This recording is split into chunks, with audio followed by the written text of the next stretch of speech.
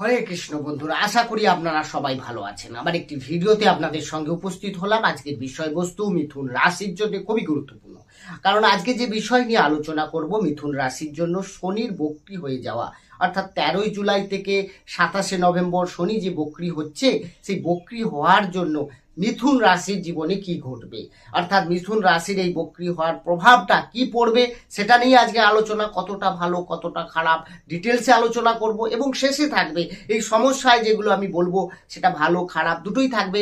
সেটাই যদি আপনি পড়েন, সেখান থেকে কিভাবে বেরিয়ে আসবেন, তার রাস্তা কি, সেটা নিয়ে আজকে আলোচনা। তাই ভিডিওটি মনোযোগ সহকারে প্রথম থেকে শেষ অবধি দেখুন। দেখে যদি ভালো লাগে, পারলে চ্যানেলটিকে সাবস্ক্রাইব করে আমাদের সঙ্গে থাকতে পারেন। সাবস্ক্রাইব করলে পাশে থাকা বেল আইকনটি প্রেস করতে ভুলবেন না, কারণ এই ধরনের ভিডিও নোটিফিকেশন তাহলে পরবর্তীকালে আপনি সহজে পেয়ে যাবেন। আসি আলোচনায়। তাহলে যখনই এই জুলাই মাসের 13 তারিখ থেকে শুরু করে 27শে নভেম্বর পর্যন্ত শনি থাকবে বক্রী হয়ে আপনার দশম ভাবে। কে না, শনি আপনার অষ্টম এবং নবম পতি। তো সেক্ষেত্রে আপনার জীবনে কি ঘটবে, এবং শুধু দশমে অবস্থান করে সে দশমের ফল আনবে না, সে দশম ভাবে বসে 12th হাউস, 4th হাউস এবং 7th হাউসের উপরে দৃষ্টি দেবে। সুতরাং এতগুলো ঘটনা আপনার লাইফে ঘটবে। আপনি মিলিয়ে নেবেন, অবশ্যই কমেন্টসে কিন্তু জানাবেন আপনার লাইফে কতটা চেঞ্জ হলো, কি ঘটলো, আমার কথার সঙ্গে আপনার জীবনে কতটা মিলল। বন্ধুরা, যখন শনি আপনার দশম ভাবে বক্রী হয়ে যাচ্ছে জুলাই থেকে, 13ই জুলাই থেকে, তো দশম ভাব মানে কর্মের ভাব। তারপরে সেখানে ভাগ্যের অধিপতি গ্রহ বক্রী হচ্ছে, অনেকটা ভাগ্যেরও ফল দেবে। এখানে আপনি কর্মের একটা ভালো ভালো চান্স পাচ্ছেন। মানে যারা জব খুঁজছেন, অনেক দিন ধরে ট্রাই করছেন, হয়তো শনি সেভাবে আপনাকে ফল দিচ্ছে না, তাদের জন্য কিন্তু সুখবর। অর্থাৎ আপনারা চাকরি যেমন পাবেন, তেমনি কর্মক্ষেত্রে যাদের প্রমোশন, ইনক্রিমেন্ট, অর্থাৎ আপনি কর্মই করে যাচ্ছেন, ফল ঠিক হচ্ছে না, বারবার কাজ করেও নাম পাচ্ছেন না, বস আপনাকে তুলোধনা করছে, বারবার একটা ছোটখাটো বিষয় নিয়ে আপনার উপরে চাপ দিচ্ছে, এই সব যে সমস্যা, একটা প্রত্যেকটা মানুষের মধ্যে কম বেশি সমস্যাগুলো থাকে।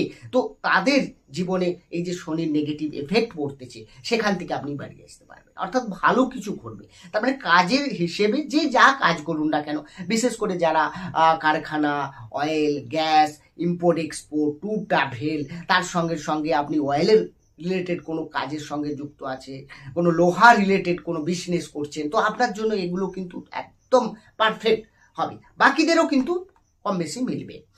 আর শনির দৃষ্টি যখন আপনার দ্বাদশ ভাবে পড়বে, দ্বাদশ মানে বিদেশ, তার মানে যারা বিদেশে অলরেডি আছেন, তারা যদি মিথুন রাশির জাতক জাতিকা হন, তাদের জন্য এই সময়টা খুব ভালো। আপনি বিদেশের মাটিতে দেখবেন নাম রোশন করবেন, আপনি এমন কিছু কাজ করবেন যাতে আপনার কাজের তারিফ হবে, আপনি কাজ থেকে আরো বেটার কিছু রেজাল্ট করবে। কারণ শনি দ্বাদশে যখন দৃষ্টি পড়ে, অনেকেই বাইরে যেতেও চাইছে, হয়তো একটু বাইরে যেতে গেলে একটু সমস্যা আসবে, কিন্তু চলে গেলে আর আপনার মন হবে না ফিরে আসতে। কারণ এখানে শনির এটাই ক্যারেক্টার, যে যেতে গিয়ে আপনার বাধা, কিন্তু চলে গিয়ে আপনার আরো মজা, কোনো অসুবিধা নেই। আর যারা দ্বাদশ ভাব খরচের ঘর করেন, হ্যাঁ একটু খরচ আপনার বাড়বে, কিন্তু সেই খরচটা আপনার হিসেবে থাকবে। এমন নয় যে আপনার উল্টো পাল্টা খরচা হয়ে যাবে, আপনি কিন্তু এটাকে লিমিট করতে পারেন। অর্থাৎ দ্বাদশ ভাব থেকে, এবং দ্বাদশ ভাব মোক্ষের ভাব, দ্বাদশ ভাব লং ট্রাভেল, ধার্মিক যাত্রা, এগুলো দেখি। তো এখানে আপনার ধর্মকর্ম এগুলোকে আরো এনার্জি পাবেন। আপনি দেখবেন জীবনে মানে কি, হ্যাঁ কর্মই কি, আমরা জীবনে কি করব, এই যে ব্যাপারটা, আপনাদের কিছু আধ্যাত্মিক চিন্তা ভাবনা আসবে, আধ্যাত্মিক মানুষের সঙ্গে আলাপচারিতা হবে, আপনি দেখবেন একটা জীবনের একটা নতুন রাস্তা পেয়ে যাবেন। সুতরাং এই সময়টাকে আপনাকে কাজে লাগাতেই হবে। শনির দৃষ্টি আপনার কোথায় পড়ছে? চতুর্থ ভাবে। চতুর্থ ভাব মানে চতুর্থ ভাব থেকে মা, চতুর্থ ভাব থেকে আপনার প্রপার্টি, আপনার বাড়ি, আপনার ঘর, বন্ধু বান্ধব, এগুলো সব দেখা হয়। তো এখানে শনির যখনই দৃষ্টি হবে, রিলেশনশিপে কিন্তু সমস্যা হবে, অর্থাৎ মায়ের সঙ্গে সম্পর্কের জায়গায় খারাপ হবে, এবং মায়ের হেলথ নিয়ে, বিশেষ করে ব্যাক পেন, কোমরে ব্যথা, হাঁটুয়ে বা ঘাড়ের দিকে কোনো কন্ডালাইসিস প্রবলেম, এগুলো তেমন দেখা যাবে। তার সঙ্গে সঙ্গে রিলেশন, আপনার ক্ষেত্রে কিন্তু মায়ের সঙ্গে কোনো বিষয় নিয়ে মতর্ক বা কোনো সমস্যা তৈরি হতে পারে। এছাড়া আপনি যদি চতুর্থভাবে প্রপার্টি রিলেটেড কোনো কনস্ট্রাকশনের কাজ করছেন, বা আপনি কোনো বাড়ি বানাচ্ছেন, কোনো ফ্ল্যাট নিতে চাইছেন, কোনো গাড়ি কিনতে চাইছেন, তো এগুলো কিন্তু আবার বেটার ফল দিচ্ছে। তারপরে আমাদের বুঝতে হবে যে কোন গ্রহ কি কারণে কি ফল দেয়।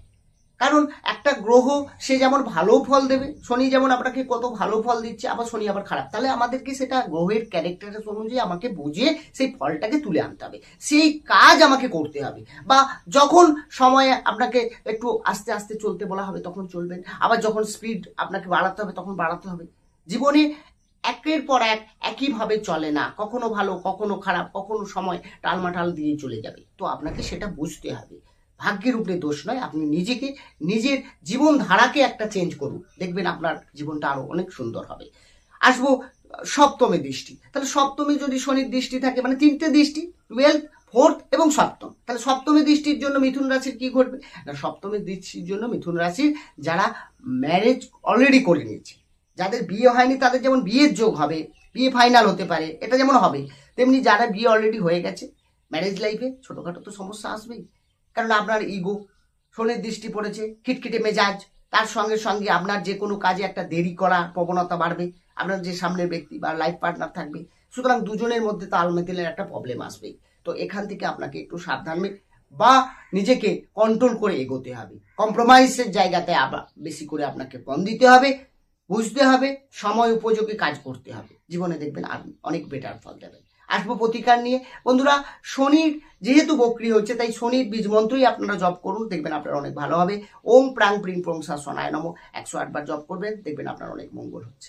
বন্ধুরা, এই আলোচনা চলতে থাকবে, আলোচনার তো শেষ নেই। জ্যোতিষ মানেই একটা মহাসমুদ্র, এক জীবনেও হয়তো শেষ হবে না এর শিক্ষা।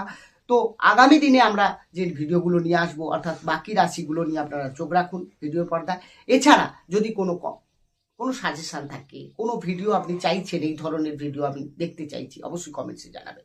আর বাকি ডিটেলসে কোনো বিচার বিশ্লেষণ করতে অবশ্যই ফোন নাম্বারে যোগাযোগ করতে পারেন, আমি চেষ্টা করব। সেটা বাস্তু হতে পারে, পামিস্ট হতে পারে, আপনার নিউমোলজি হতে পারে, বা আপনি ট্র্যাডিশনাল এই কুণ্ডলী বিচার বিশ্লেষণ হতে পারে। আপনি যথাসম্ভব আপনার চেষ্টা করব ভালো করতে। ভালো থাকুন, সুস্থ থাকুন, দেখা হবে অন্য একটি ভিডিও। হরে কৃষ্ণ।